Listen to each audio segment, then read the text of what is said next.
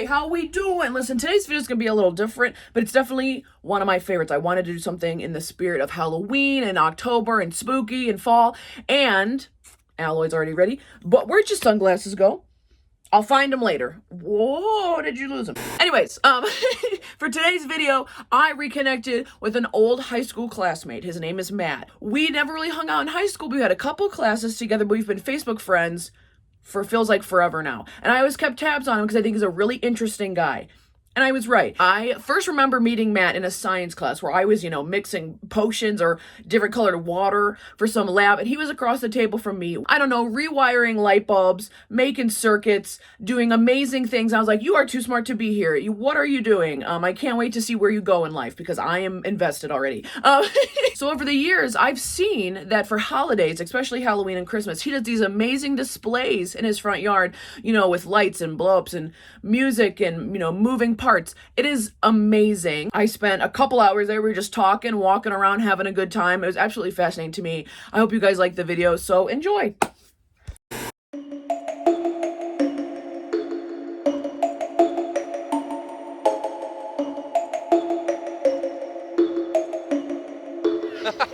Hi, I'm Matt, and I love Halloween decorations. Perfect. I've been doing the Halloween display entirely too long, if you ask my parents. I've been doing this as long as I've been able to plug things into outlets. That's pretty much when this started. It's been a long time. It's been a very long time. I always really enjoyed it as a kid. I'm sure most other kids are the same way, but like when you go trick-or-treating and you're like, oh, that one's like a house with a porch light on is much less enticing than a house that's got all kinds of crap all over the front yard. That, as a kid, was so much more fun. And when I slowly became that house, or one of those houses, that's been awesome, and that's really why I do it. I love doing it, and I love the reactions that I get from people, from the trick-or-treaters when they ring the bell and they're like, "We love your house!" I'm like, "Oh, thank you." Yes, I do other holidays. I do Christmas. Christmas is actually larger than this. I do Christmas, Halloween. Just last year I started doing St. Patrick's Day. Valentine's Day I started a couple years ago. Easter, I don't know. Any holiday that I can find some sort of lighted objects for, that's it. That's what I want. When I was little, we would put up Christmas lights on the gutter. We had a little light up snowman on the porch, and then we had some little white lights in the bushes, and that was it. For Halloween, we had a string of lights with little pumpkins on them. I still have one of those. And the very first one is that pumpkin over there. It used to sit on the doorstep. I still have the original pieces of both displays with me today, which I think is pretty cool. Yeah, so I like the older stuff. I like some of the newer stuff, like the high-tech stuff. Like Halloween, I think, is much more, in my opinion, suited for like high-tech and like new technology and stuff like that. I personally like a lot of the old school stuff, like that lighted jack-o'-lantern that we had on the doorstep. Like that's timeless. You can't get stuff like that anymore. I guess you can, but it's not as prevalent as it once was. And I've slowly like gained a much greater appreciation for the older stuff, from like the 60s, 70s, and even like the 80s, like the older stuff. You planning this out, or do you just open the garage and you're like, all right, let's start? Like, do you have a plan? Yeah, so I'll probably start thinking about this like a couple months in advance. August, late July. That's a little early, but like it'll just come out of nowhere and it'll hit me and I'll be like, Halloween decorations. I get like super excited for it all suddenly out of the blue. I'll start thinking about like how I want to do things, if I want to add anything new or change things. Like every year, if I find something in the garbage, that's got to get a home now. So I've got to figure out how I want to use that, and I want to like work it in tastefully. There's a fine line between tasteful and tacky, and I want to stay on the better side of that line. Like I have a very strict rule about Christmas. I do not start until Black Friday. I do not, because it's just like, it's just so hardcore. I cannot, like, Christmas music, I can't listen to that until after Thanksgiving, because I go so hard that by the time Christmas rolls around, I'm like getting burnt out on it, and that's not a great feeling. I don't like that. For Halloween, I'll probably start like a week before the 1st of October. So like this year, I took a week off of work to do this, and it still wasn't enough time. Yeah, and then I'll just slowly add stuff as I find it, like this has got to go out still. It's been hiding in the basement. I was like, ooh, where did you come from? I forgot about you. How is everything wired up? Is it like Oh. one big switch? Is it a board? Yeah, so there is one big switch that turns everything on.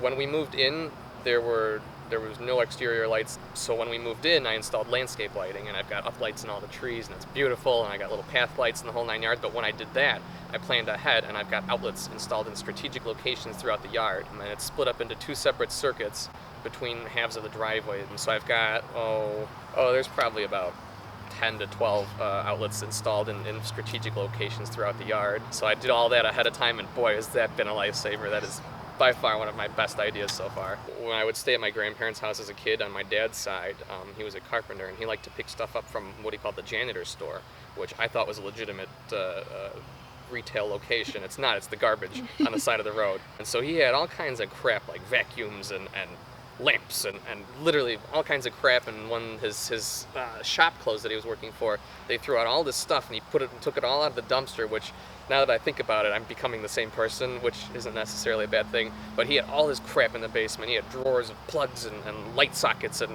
motors and this and that. And I watched him like take stuff out of the boxes of garbage and be like, and like put it together and made something functional. Or he would make things of his own. He made a lot of inventions. I would start cobbling together all this random crap, and I would make things, and that was really where it started. My first invention, it's a lamp on a stick. I'll show it to you. I'll bring it out if you want to see it. It's really stupid, but it's a lamp on a stick. I probably made it when I was like, I don't know, 5 years old. Are kids able to do things at 5 years old? Like, I don't know when I started walking. I don't really remember that. But like, five is like kindergarten. Oh, well, then I lied about all the other stuff. This was way before 5. This has been longer than 20 years now, I guess. If you can't fix something, does that make you really mad? Oh yeah, absolutely. I get furious. I'm like, God damn it! And I'll get very upset, and generally it'll piss me off, and I'll work harder on it until I figure it out. It's not just like out of necessity to like fix something, but like I think I was intrigued by like the way things work. So like what I've learned from this, or like how it's benefited me, is like tinkering and all that stuff. I used to work for a very like technologically based driving range, and I got a job at that place fixing the computer systems that calculate the score and the machines that dispense the balls. And that led to me getting a job at Great America, where I was a special effects engineer for 2 years. And then just this past spring, I got a full-time job with the park as an electrician. I definitely would not have any of those jobs if it wasn't for all this stuff that I've been doing. Actually, that's a good story. The way I found out about my first job at Great America was I found a light-up snowman on Craigslist. I was driving to go get this stupid snowman, and I drove past the employee entrance of Great America on my way to get the snowman, and there was a big sign that said, "Now hiring," and I'm like, ooh, I wonder what kind of jobs they've got. And so I went and I got my dumb snowman. I came back home. Actually, no, I didn't even come home. I stopped at the friggin' Speedway, pulled in, and I'm like, I pulled up on my phone, I'm like, Six Flags dropped. And I was like reading the description, I'm like, whoa, this is everything that I want to do. Like, this is awesome. So definitely tinker with stuff. Don't be afraid to like screw around, because it may pan out in the long run. I never thought it would happen to me, but it's worked out pretty well. Okay, so where do you store everything when it's not out? Like, where is it all going? That is probably one of the top questions that I get. It's getting to the point where it's outgrowing its home. A lot of the stuff goes in the attic.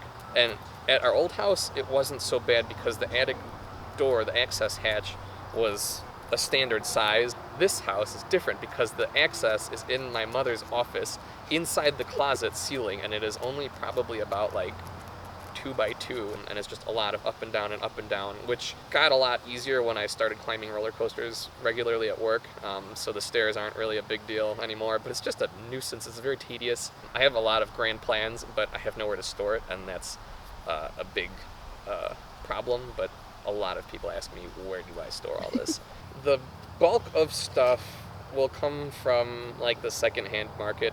I've built the collection up slowly over the years. There's been a few things that I've bought directly from the store because I just had to have it. The majority of it will come from the garbage.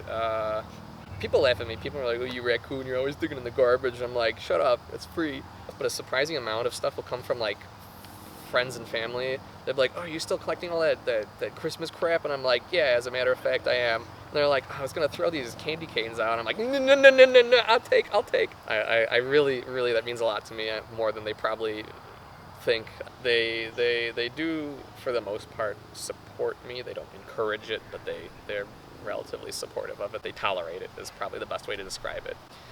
My neighbors, I have heard nothing but great things. Everything that I've heard has been absolutely positive. Back when we were that house for Halloween, and every kid that came to the door, even the parents, would stand on the sidewalk while the kids would come up and get candy, and they'd get their candy, and the parents like, we love your decorations. I'm like, oh, thanks, come back at Christmas. So luckily I've gotten nothing but positive comments on it. I remember as a kid, I could tell you every house during the summer. I could be like, this one, this one, this one, this one. You drive anywhere in like a 10-mile radius, and I could point out all the houses with good decorations. And so I remember as a kid, I would always just love seeing all the stuff that people would put out. Just the positive comments, really, like, it's a bitch to do this. I'm not gonna lie, it is really not a great time. But it makes it worth it when you hear some people tell you how much they like seeing it. And I've had people tell me that they're like, oh, my kids make me drive every way out of our way to come home just so we can drive past your house at night. And I'm like, like, it just really, really warms my heart. And that's why I continue to do it. Why this all started is because of a neighbor. When I was very, very little, they would bring in bucket trucks, and they would do all the parkway trees. They had big lighted snowflakes that went in the trees, so it looked like it was snowing. They had a 30-foot pine tree. Maybe it was 50 feet. I don't know. I'm bad at math. The bucket truck would come in and wrap that whole fucking thing with lights, and they had a whole choir in the front yard. They had a shopping mall train, Christine. I'm telling you, this is absolutely out of control. I loved it. In it, they would give us rides in it every year. My neighbor would be like, hey, you want to go ride the train? I'm like, yeah! So I've got pictures of me and my sister riding in the train.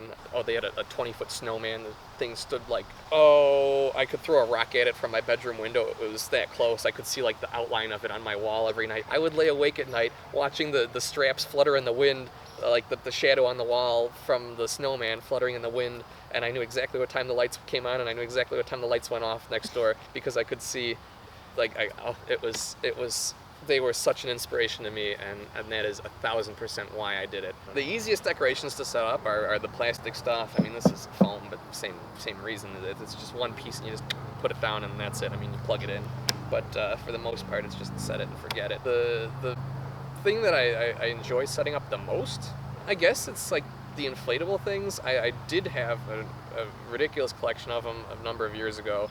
And then I kind of was like, this is just like unorganized and chaotic, and that was when I really started to refine my decorative tastes. The inflatables are the most fun because it's like stuffed in a box, and you pull it out and you plug it in, and it blows up into this big cheery stupid pumpkin or whatever, and it's just fun to like watch it inflate. But it's I think it's the most like exciting. I get like a little kid. Are you did you fix something from the brink of destruction and you're proud of it? Oh.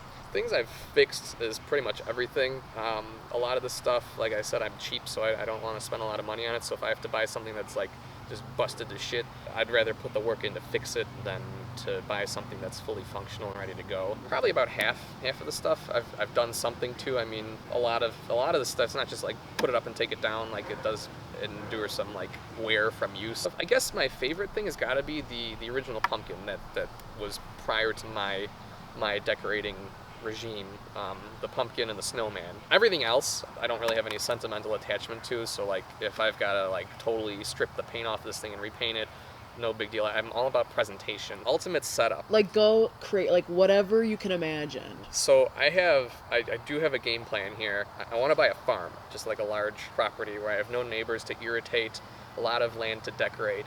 And what I want to do is I want to make it a drive-through thing. So you come in, you don't have like a path that people drive, and there's just like shit all over the place.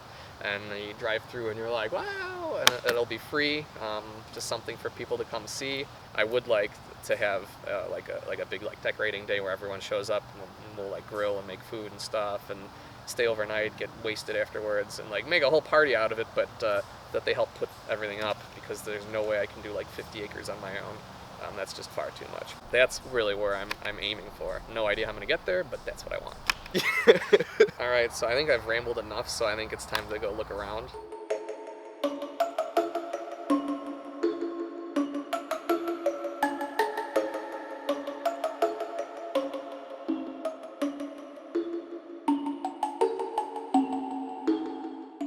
Wait, so you made this? Yeah. That's a lot of stuff, is I'm very like DIY. It's just so stupid. I love it. I was terrified as a kid. My grandma had one. Yeah. It sounds like Oh, yeah. very unappealing. Oh, I was apparently terrified of it. You ever fallen off a ladder? Oh, yeah. Oh, really?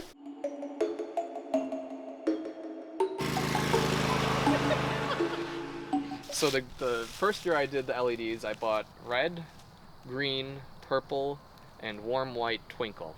And I figured, you know, okay, the green and the purple will work for Halloween. And then for Christmas, I'll take down the purple and I'll rewrap all the purple trees with red, so I have red and green. And then the warm white twinkle, I put in all of the greenery, so like the wreaths and garlands, stuff like that. First year, I actually like sat back and I was like, all right, how do I want to do this? And I eliminated all the extra shit that I put up. And I was like, focus on this. So I went only, I think I did multicolored lights on everything. And then I like everything was just very orderly. I have a really good picture of that I'll show you. But I had someone message me and they were like, hi, I'm an interior decorator and I'm absolutely in love with what you did. And I was like, as a professional, that's what they do.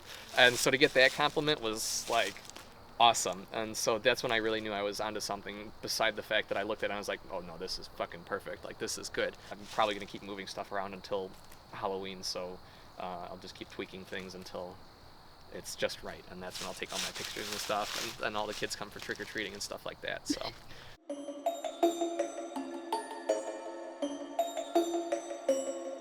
This is the one switch that turns the entire display on. So this is where all the lighting comes from. This handles 2 circuits. This is a different timer than this one. Kind of old school, but it gets the job done and it's rock solid, so I'm pretty happy with it.